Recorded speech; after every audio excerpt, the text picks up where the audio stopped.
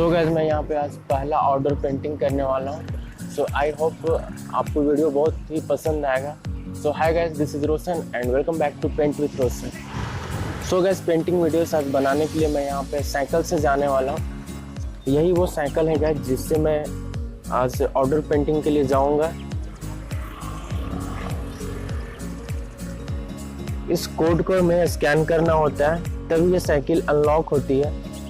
Otherwise ये आप जो सीरियल नंबर है इसे भी आप टाइप करके अनलॉक कर सकते हो। इस साइकिल को अनलॉक करने के लिए एक ऐप आता है, वो आपके सेलफोन में इंस्टॉल होना बहुत ही ज़रूरी है। सो गाइस अभी के टाइम हो रहा है मॉर्निंग के 6:20 बज रहे हैं।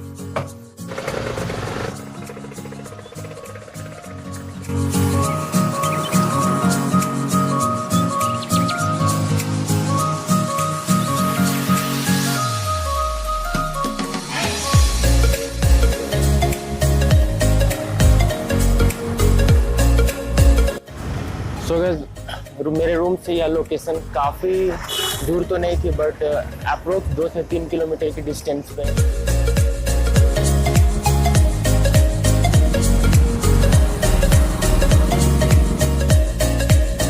सुबह के टाइम की वजह से गाइस सभी मॉर्निंग वॉक पे यहाँ आए हुए हैं।